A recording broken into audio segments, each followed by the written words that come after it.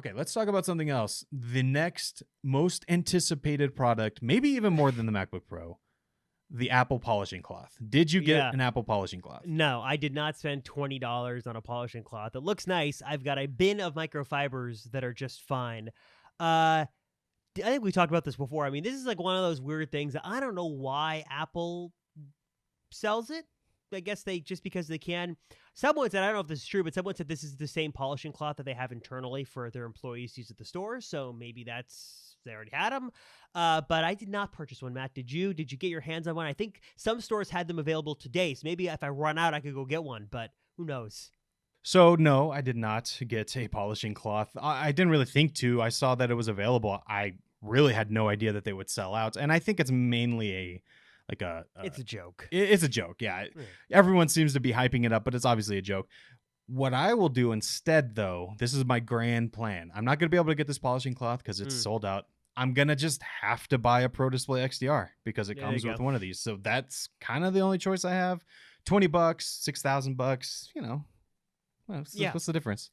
I guess, and to your point about that, I know you're like the person I know who wants one of these most. I like see so many people buy them, and I love the subreddit of Mac setups. Some people have like the Mac Pro plus the dual Pro Display XDR, that's the which is dream. great. So I'm sorry to tell you some bad news. Well, I guess some good news or some bad news. There were rumors, I think, like at the end of last week, that Apple was going to make a lower cost Pro Display XDR. It was going to be 27 inches. It was going to be mini LED, 120 hertz ProMotion. Fantastic. It sounded really great.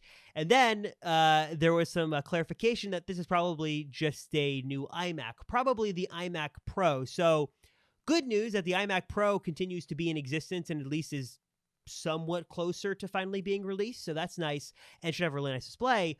But separate Pro Display XDR, there were those rumors that Apple was going to release a lower cost version. Then it was like, no, it's just an update to the Pro Display XDR.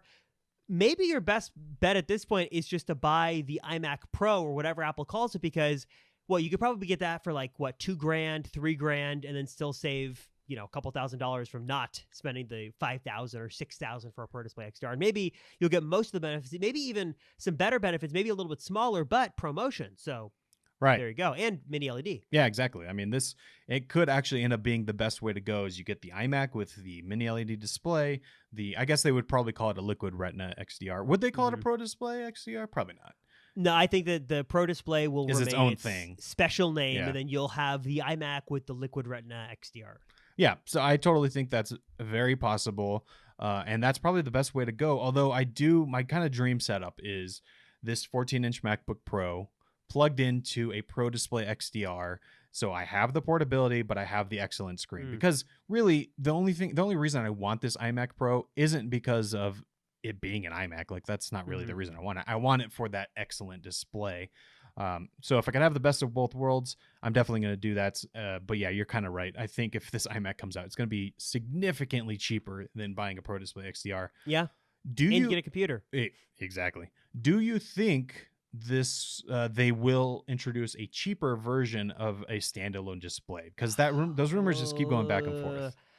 I think that maybe, but at this point, I feel like they have bigger fish to fry, and I feel like they need to get through this Apple Silicon transition first. I guess it could be argued that they really didn't need to spend their time making multicolored HomePod minis, but maybe they have their own priorities inside of Cupertino. But I would say that yes, eventually, but I think that maybe what Apple's thinking is, kind of like our thought process, if we just release this iMac Pro that's 27 inches, it's cheaper, it's got a new computer, guts of the Apple Silicon inside, maybe people will just buy that instead. So I would hedge my bet that we definitely see the iMac Pro before the lower cost Pro Display XDR, and I think it's in the cards. I just don't think it's happening. I would probably say we're not going to see it in 2022, maybe in 2023, but I don't think it's anywhere near launching in the next 12 months. Yeah, I pretty much agree. I guess the only argument I see to releasing that is that they currently do, and they're going to presumably update the Mac Mini, which doesn't have a display. So it's like almost a slap in the face to say, here's the cheapest Mac, and here's the only display we sell.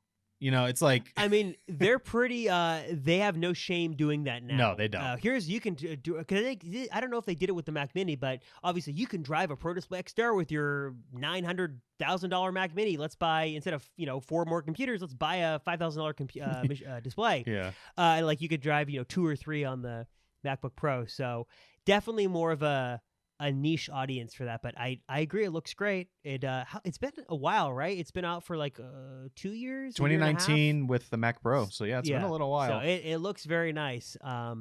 But hopefully one of these days they'll either have some kind of discount or the new generation will come out. Then maybe that's what you gotta wait for, is the next gen to come out, and then these will kind of come in the used market and you can save $1,000 or $2,000 and call it a day.